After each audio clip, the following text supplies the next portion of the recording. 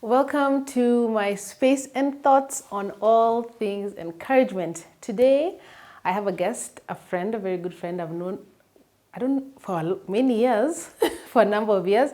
Her name is Abigail Bundi, or Abby, and I decided to bring her on because she's an entrepreneur, and I wanted to encourage us entrepreneurs out there. You know how being an entrepreneur is not the easiest of things to do. So I wanted to just come and share her story, what she does, and maybe a few words of advice for guys out there. So karibu sana. Thank you. Welcome to my channel. Thank you, Sunshine. So tell us, what do you do? All right. Or would you like to say more about yourself? Maybe there's something I said I missed out. She's a mommy, yes? Yes, I'm mommy to 3 lovely children. Yeah, and I run a company. So I'm an entrepreneur, you're right. Excuse me. I run a company. It's called Amari Consulting Limited. We are an e-commerce consulting firm. So we help businesses grow online, right? So we do e-commerce consulting, project management, training and agency work, which basically, if I can break it down, is all businesses, if you want to move to the digital space, we help you do that. Which is where everybody's moving to now. So Yes. currently, business should be booming. Is it booming? No, it's good. I'm not complaining. You're not complaining. We Not thank God. complaining, Yes. I'm not complaining, yes. So now, how has the journey? Have you always had this company? Yeah. Have you ever been employed? How has the journey been for you? Wow. Okay. So no, I've run a couple of businesses before, and yes, I've been employed. I was employed quite early in life, from when I was 18. Oh. Right out of, actually, I started working right out of high school.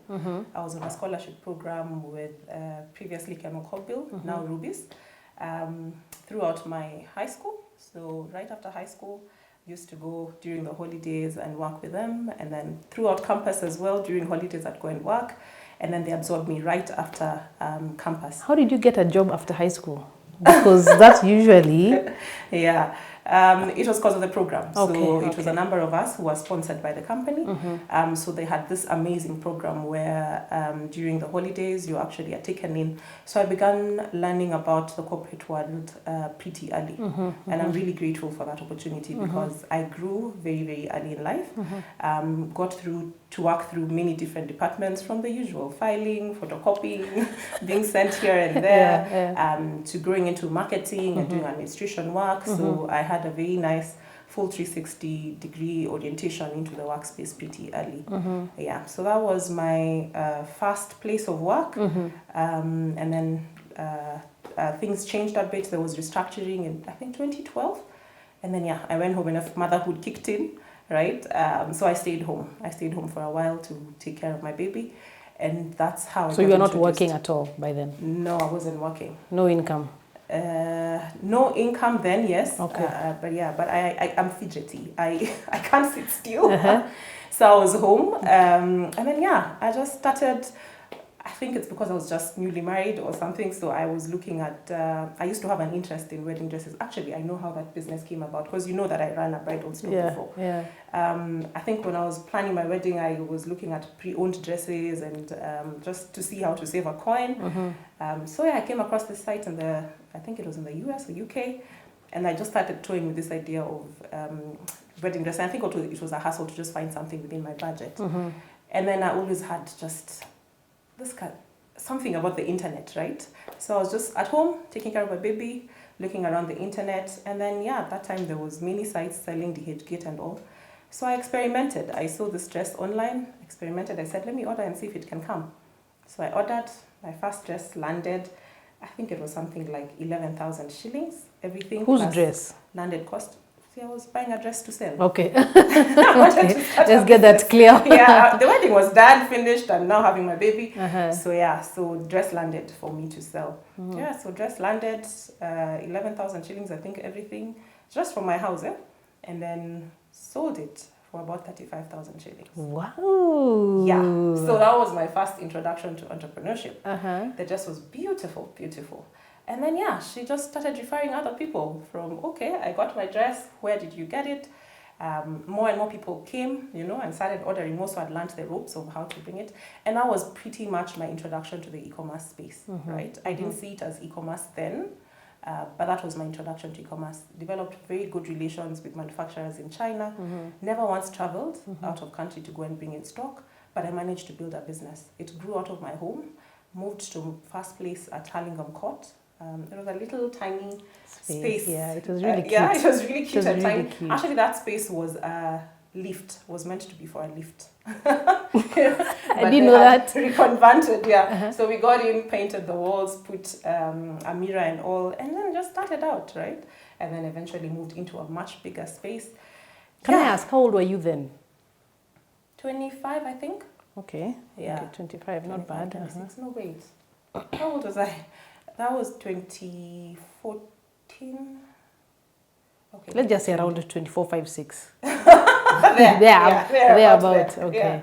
Yeah. So you have not left your house. Yeah. You just were fiddling online and Yeah. found something. Yeah. And your business began. Yes. Okay. Yeah. And now you have connections with people Yeah. overseas Yeah. who you have never met, Yeah. you have never traveled, Yeah. and you have a good relationship with them. Yeah. So the business has begun. Yeah. Yeah. So I mean, grew into that space, and then so that was about 2014 actually, 2014, 2015, and at the time now Jumia came into the country, right? So I went through some difficult time at the end of 2014. My younger brother passed on. So that took a dip in terms of my energies, and entrepreneurship and business and bridal needs you to be there and excited 100% there. and 100% there, and I just couldn't pull it off, right?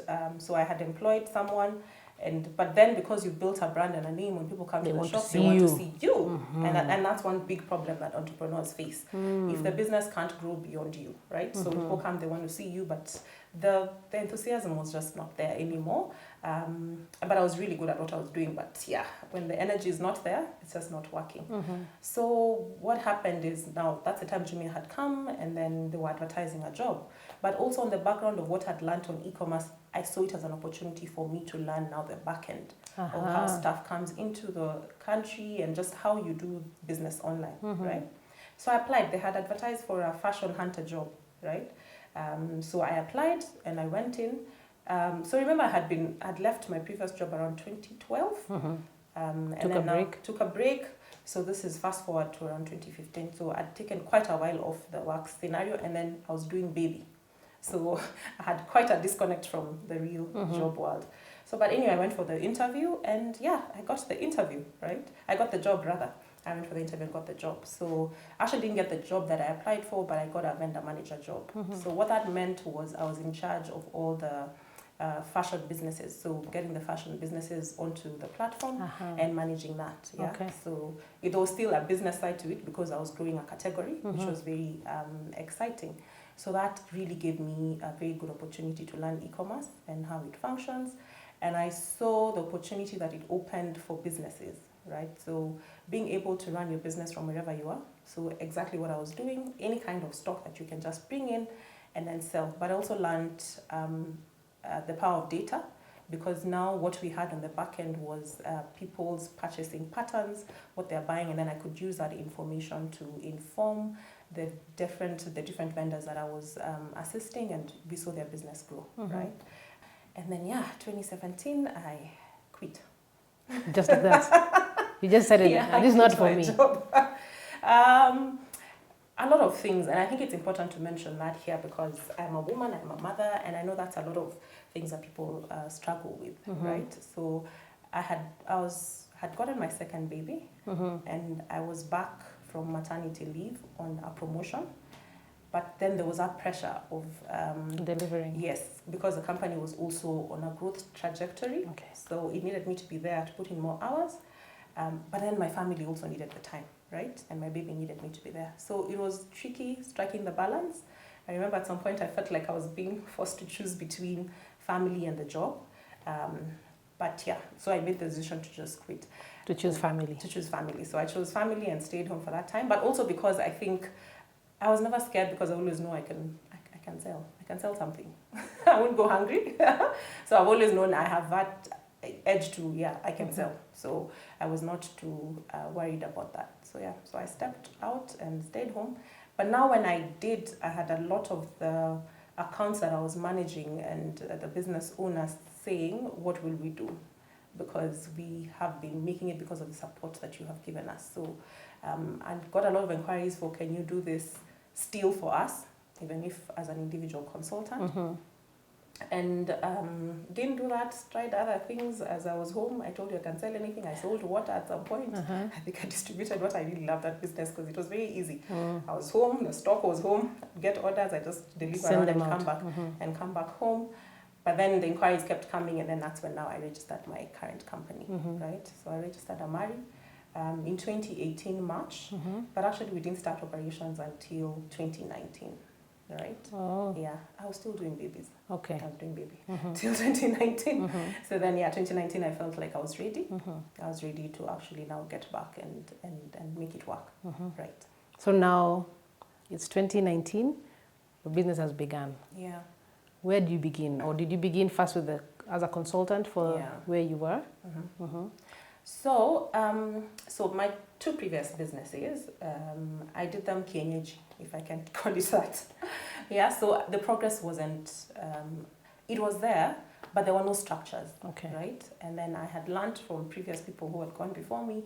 I'd seen a few mistakes that they had made. So this time around, I was determined to do it right, right?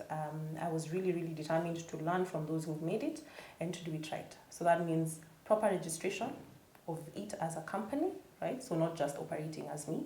And I really consulted a lot, right? Proper branding of the business, right? And then writing down of your business strategy. And I can't overemphasize that, because that's a game changer.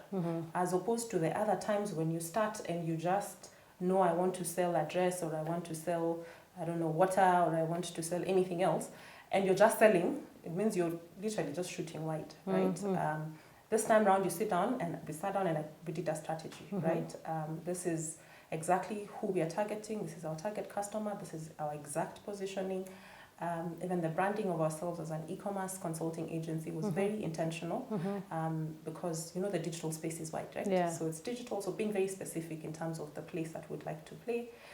In terms of our target customers, so we target SMEs, because I was very passionate about helping businesses grow. I think I also wanted to see that with myself, for the business to go beyond just being a small business. Yeah. And I don't know if you've watched one of Vusi's talks, and he says it's a pandemic, almost, of us, a mindset. We've been told that we must remain small. Yes. And I think it's something that we really need to change for more businesses to grow. Because Nyambura, if you grow your business, you're able to employ 5.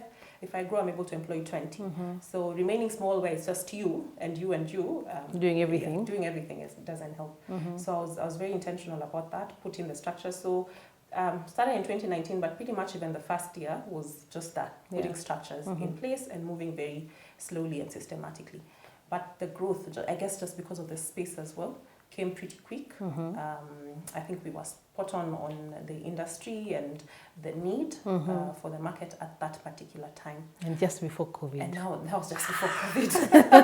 That was just before COVID. So actually in 2019, it looked like we would have maybe another 5 years to try and create awareness around. So in your business strategy, it was 5 years. Yeah, it was around 5 years to say, okay. It was brought down to 1 year. Yeah, it was 5 years to spend time to tell people, guys, e-commerce is here, it works, you need to move online. And there was still a bit of hesitance because the offline space still works either way. And then COVID came in 2019. Panic even for us, because we didn't know how the market would react to it. But a good thing as well, because we had been there already, and we had positioned ourselves as such, as experts in the market for that. And then the opportunity came. So 2020, beginning of 2020, we put out some proposals to try and support businesses to be able to sell online, because they needed that support. Of course, a lot of people were folding back because they didn't have the money, so it means you couldn't even charge training, and that was not viable for a lot of people because they were folding. Yeah, but then we got amazing partners to come on board, did an amazing program this year actually. It took almost a whole year. Also, that's the other thing with business. You need to be very patient, because we started putting out proposals in 2020, but we only rolled out the program at the beginning of this year. Okay. Yeah. But meanwhile, we were still supporting our other businesses, but having partners on board enabled us to scale. So far, we've done over 3,000 businesses. Nice. Just supporting them, on training them. And yeah, that's where we are at. That's amazing, guys. Yeah. So let me just put it all in one. So you can begin young, you can begin in your house, you can begin with internet, you can begin when you have a child who's a newborn. And you can begin with no money. And you can begin with no money. That's 5. 6, you need I heard you say you talked to many people. So I'm assuming those are mentors or friends who are ahead of you in business. Yeah. So you consulted. Yes. Structures. You really talked about structures. You've said the importance of that is like huge. So you need structures. Don't just, as you said, have a kienyeji. Just do things, haphazardly and just say, it's just me, I'll be everything. Yeah. Though it's not bad to begin as such. Yes. As now you create your structures and then now grow. And so what is entrepreneurship for everybody? Let me ask that. Can anybody be an entrepreneur? Is it as easy as it looks? Are there some days you want to give up and be like, I'm fed up? you just want to throw in the towel? Yeah. No, entrepreneurship is not for everybody. I usually joke and say employment is the easier option. I honestly believe that. Most people say, I want to leave employment so that I can have my own freedom to do my own things. It's a myth. It's a lie. I know. It's a lie. Because the buck starts and stops with you. So there are days when, yes, the fatigue sets in.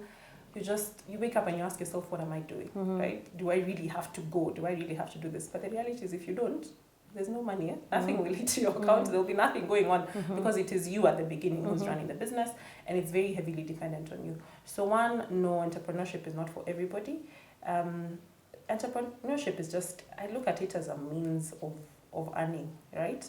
Of living, the same way employment is.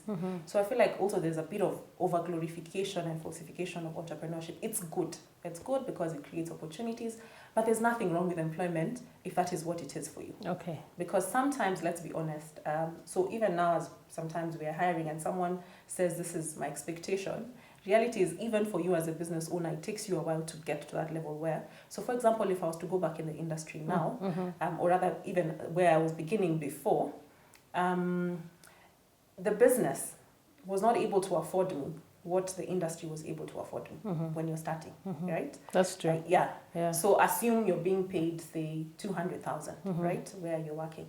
The reality is, at the point where you're starting your business, unless you have some heavy capital somewhere, which of course, let's be honest, the business has not grown to be able to pay you that much at that point. Yeah, it takes some time. Yes, it takes some time. So it's a means of earning. So it just depends on how you look at it. So no, it's not for everybody. If employment is what you feel comfortable in, that is okay. Just plan your finances well to be able to get you where you need to go. But if you're fidgety, like some of us, you also just need a heavy level of self-awareness, right? I love it here. I thrive here. I love experimenting. I am a risk taker. I am not scared. So it involves risk. Yes, it involves lots of risk. I am a risk taker. My appetite for risk is up there. So I take the risks and then I move. I decide this is what I want to do and I go. It's not necessarily, some people will say it's not a good thing. Some people say it's a good thing. But just take calculated risks, right? And then it gets you ahead faster. But then they say success sometimes is moving from one failure to the next, right? So pick yourself up, learn from the lessons, and then you keep moving. So I think you just need a big level of self-awareness to know whether this is actually for you or not. Yeah. And would I need a lot of self-confidence as well when I'm doing my business? Meeting other people? Because maybe, let's say I'm shy. And I have a very good product, but I don't know how to put it out there. Would I need to go for training, or should I just begin? Should I just start? Should I just put myself out there? Many people always ask these questions. And they just, I'm not sure, I have this very good product and everybody says it's good, but I'm not sure about it or not sure about myself. Who do you begin with? Do you begin with your friends, family?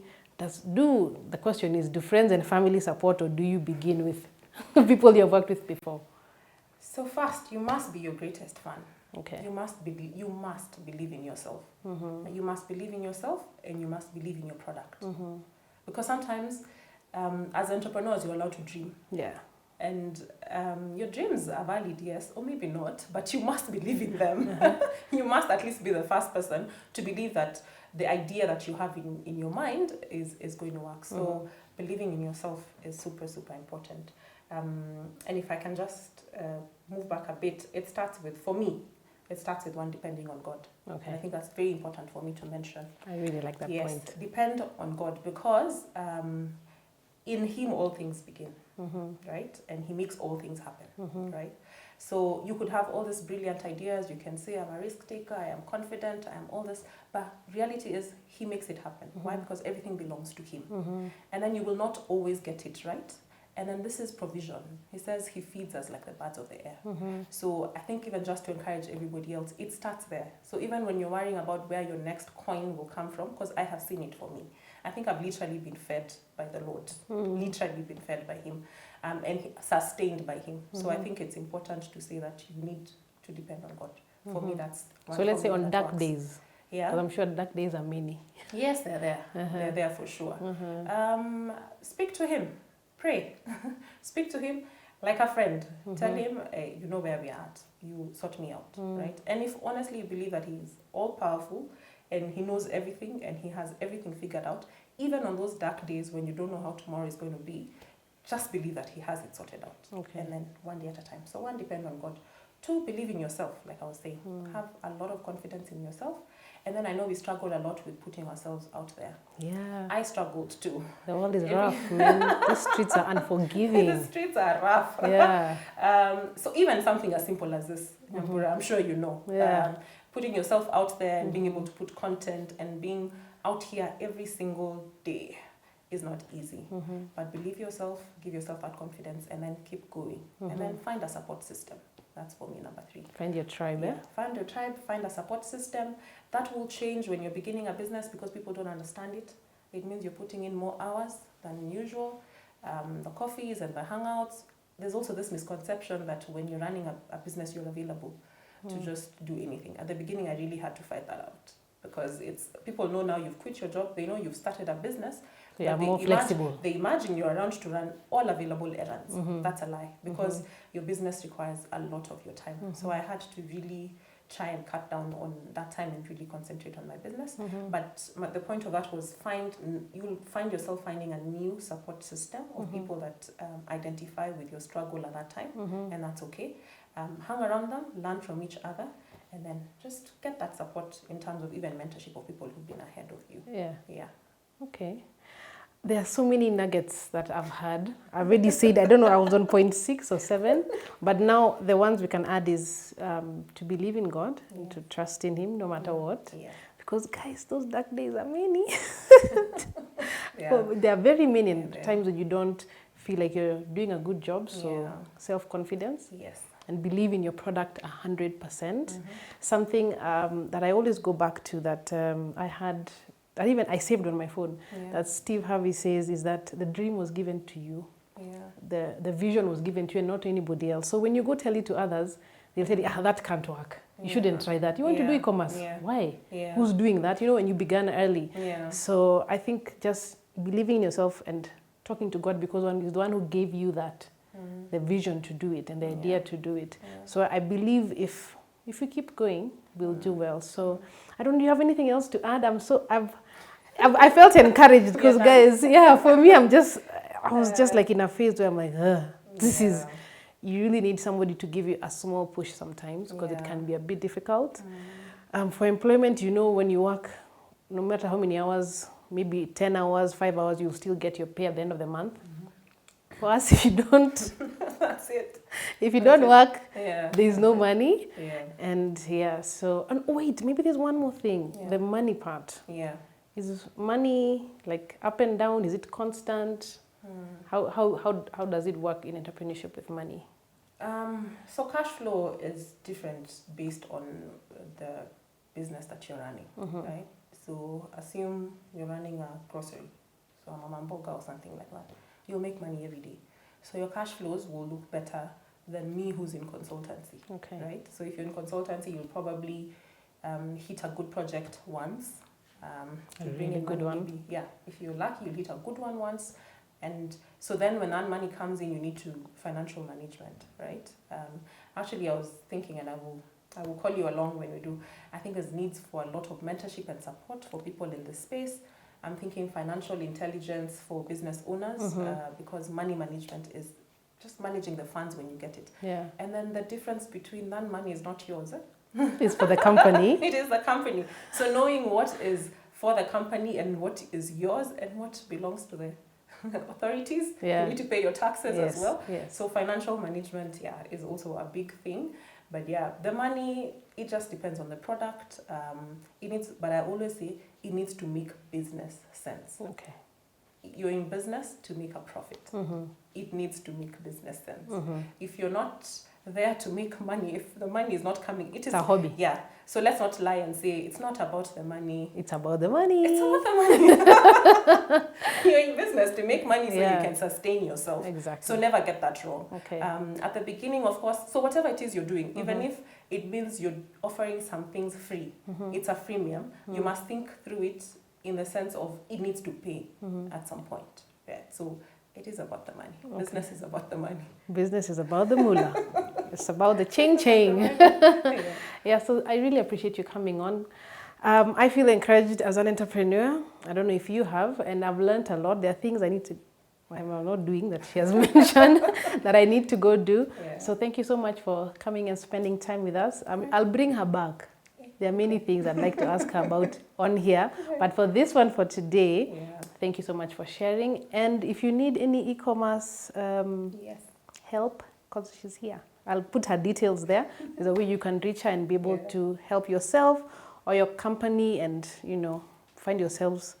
We are now digital. Analog is gone. Yeah. COVID has forced the whole world to switch. So thank you so much. I really appreciate you coming on. Thank you guys for staying on. Remember to like, share, and subscribe.